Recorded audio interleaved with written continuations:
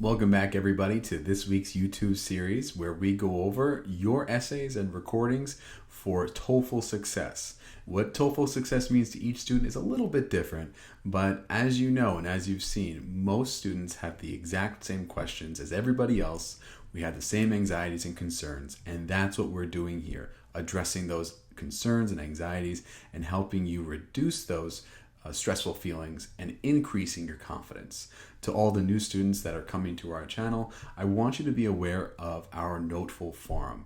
This is a forum on our website where you're able to interact with other students and submit your recordings or your essays for potentially being reviewed here on YouTube.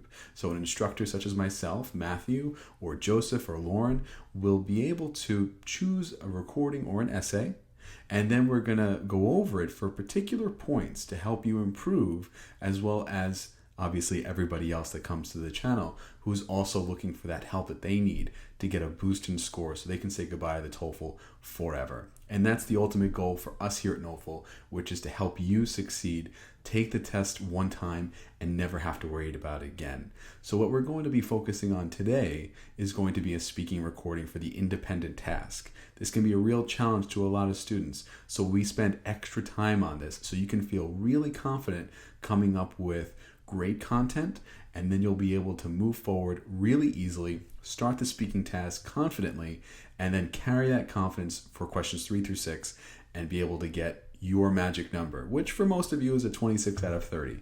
And we're here to help you with that. So we're going to proceed now. We're going to look over the question, and then we're going to listen to this week's student recording. So let's take a look at this week's question. All right, so this week's question is, if you had to ask a professor an important question, which is the best way to ask? Sending an email, visiting their office, or asking after class? Use specific details to support your answer. Now, before you get flustered or frustrated or worried, there are 3 options here. All you have to do is choose one. No problem. Don't worry about the other 2. Choose the one that you feel most comfortable with. Then we'll move forward and support that with 2 supporting reasons and examples. Of course, you can use different methods and different strategies, but we suggest practicing one particular strategy. You want to develop that skill and habit so that when you take the test, you'll be able to perform really well without any hesitancy, and you'll feel confident. You could do one reason, one example. You can contrast, of course, that's perfectly fine as well. But what we want to teach is to do 2 reasons and 2 examples so you feel really comfortable dividing your time evenly between each point, and then you'll be able to deliver a really strong answer. So if you have questions about the other types of strategies, you can always send us an email, reach out to us, and we'll be happy to explain how to move forward in different ways for different questions, because it can be a little bit tricky. So we're going to go listen to a student's recording this week, and we're going to go over which points we thought were really important to review to help this particular student get their magic number, which is a 26 out of 30, and also help you feel really good about approaching this particular part of the test, which can be very stressful. So let's listen to the recording, and then we'll come back and give it a review. Had an important question to ask my professor. I'd visit him or her in their office hours, and this for a few reasons. First, it could be very difficult to ask questions after class. For example, after my English classes are done, my ESL classmates get very agitated and excited to leave the classroom, so they make a lot of noise. Second, I could have more time with my professor in his office hour. Usually, when I finished a class, I only have 1 minute to get ready for the next class. However, when I visit my professor in his office hours, I always have plenty of time. All right, so we had a good listen to this particular recording, and if you listen to it once or more than once, you'll notice a couple of things. Good fluency, great vocabulary, good timing, good speed. However, what I want to talk about today is why this particular answer would still get a fair score. And a lot of students come to us and say, I spoke fluently, I got the vocabulary, I spoke and finished on time, but I still got a fair score and I'm frustrated and I don't know why. The reason is because of how you used your time, how you used the content, and how your speed affected your score. Did your speed affect your score because they didn't understand you? Absolutely not. Not in this case. The speed in this case was affecting the score because it was too slow. And the slower the speed, the more time it takes to say things, right? So what we want to focus on here is the amount of content we're going to be saying at the pace we will speak. In this case, we hear the students speak very slowly and say less content because it's drawn out to fit within the template of the introduction and then the two examples. 9 seconds for your introduction, as we see here, then about 18 seconds for each example here. And what we're going to be seeing is that the content is not developed enough. The content is there. There's a foundation that we see, but what we want to do is we want to take out that specific detail that we're looking for. We talk about details all the time, and I don't know if students really understand what we mean by that. So what I want to clearly define for you is what details are. Details can be general or they can be specific. You can give me details about your day without really telling me exactly what you did. You can tell me you went to the park. That's a detail, but you're not telling me precisely what you did at the park at what time. When you look at this particular answer, we see that the student chose two particular reasons and two examples. So let's take a look. It's very hard to ask questions after class, and I could spend more time with my professor in his office hours. Nothing wrong with that, right? Pretty good. What we have here with the examples, though, are details, just not specific details. So what I want you to focus on here is the amount of content we're saying at the speed we can say it. So the first example here, I said it in 8 seconds. When I saw the transcript and when we heard the actual recording, I decided I want to say this content and see how long it takes me. I spoke a little bit more quickly than the student. Not much. So maybe the student might take 10 seconds if they spoke a little bit more quickly.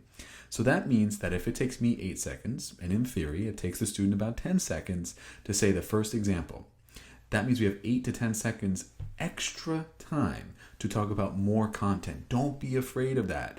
You're scared because you're finishing 15 seconds early, 10 seconds early. That's good, as long as it's not on the TOEFL. If you're practicing and you're finishing 10 seconds early, no problem. That just means that we have to add more content. So what I want you to do is not speak slowly to finish on time. Don't adjust your speed. Don't manipulate how you're going to be speaking here so you can finish in 45 seconds and feel like you're ready, because that's not going to help you feel confident. It's not real confidence. What I want you to feel is I said everything I needed to say to completely and totally support my position. And then I feel confident knowing what I'm supposed to be listening to. I'm listening to myself respond, and I know I'm doing it correctly. With this particular example, what you want to expand, what you want to take from this particular answer is detail. So if we're going to talk about English classes, where are these English classes? A local university, a community college, a volunteer center. These are little details that make a big difference. The ESL classmates. Okay, fine. We have details here. That's okay. So if we were to say, for example, I go to an ESL volunteer center or a language institute or a local university to learn English, to study for the TOEFL. My classes are very big. So we're talking about the classmates. We talk about the location of where this particular language institute or language center is. Who are these classmates? What's the size? There's a lot. And then when we're trying to support our answer, it's hard to get to the professor. Why? Because they're making noise and they get excited to leave the classroom? Not specific enough. Good vocabulary. It's a good transition. It's a good explanation, but it's not going to take us past a fair score. You can speak well, you can have great vocabulary and still get a fair score because it's not developed. And you're going to hear us talk about that over and over because we want you to really understand what that means. Develop it to the point where we no longer have questions. Okay? So we know where the language center is. You'll tell us. It's in your local community or wherever it is. The size of your classroom, it's huge. There's so many students and they crowd the doorway, they crowd the professor's desk, and they're constantly asking him questions. So if you're in competition with other students to be able to answer these questions, that would add support to why you want to go to their office hours, because there's less people asking him questions. That makes more sense to us. That is much easier to understand very quickly and very easily. So you see how we navigate and shift our perspective of what we're talking about here, really thinking about why. We're also answering who, what, where, and when. But most importantly, why. You want to answer the question here, and that's going to help you with your speed and your timing. Speed is important because if you say a lot, you're going to speed up. Speed is also important because if you have a little to say, you're going to start speaking slowly so you can really draw it out. So you want to find out the middle ground here, and you want to be able to not speak too fast but not speak too slow. Add more to the content. So this 18 seconds that we have is going to be used most productively. Take what you have when you're developing the content like we have here, use it as your foundation and probe it a little bit. Try to extract the information, the details that you're needing here. When we talk about English classes, say the location. When you're talking about your classmates, don't talk about them individually. We don't have time. But if we're trying to get the attention of our professor, the amount and the size of the class is important information for us to know, right? If that's preventing you from asking them the question, and it makes it easier to go to their office, much easier to understand, much smoother, clearer connections that we have. So practicing and building your foundation and strengthening it, making sure you're finishing within 18 seconds, moderating your speed, not too slow, not too fast. That's going to help you move forward to get a really strong score. And that's what's going to help you get a 4 out of 4. I hope that was helpful for you. And what I want to do now is explain exactly the points we went over today, as well as how to submit your work to us for a review and see your work here on YouTube possibly next week or the week after that. So let's move on. The 3 points that we went over today were speed adjustment, the vocabulary that was used, which was pretty good, as well as topic development. Don't adjust your speed to make it slower or faster. Make sure that your vocabulary is simple and basic, and if you can use vocabulary that you feel is sophisticated, go for it, use it, but don't force yourself to. Develop your topic, narrow down your details, focus on timing efficiently, and make sure you understand the details that you're saying. Remember, who, what, where, when, and why. Very important questions to answer when you're creating these questions. Now, what I want to explain to you is exactly how you're going to submit your work to us for review, how to see other people's work, and how we can move forward and see past reviews of other people's work for the writing and the speaking task. So let's take a look at how we're going to do that. Really glad you came by today and to watch our video about how to elevate your next level of success. If you have any other questions, you can always email us at studenthelp@noteful.com, and you could also register on our forum at the link below, and you can submit your work for review for the speaking or the writing task, and who knows, you might see it here next week or the week after, and we'll be reviewing your work for the benefit of you as well as everybody else. Please stay in touch, and as always, good luck.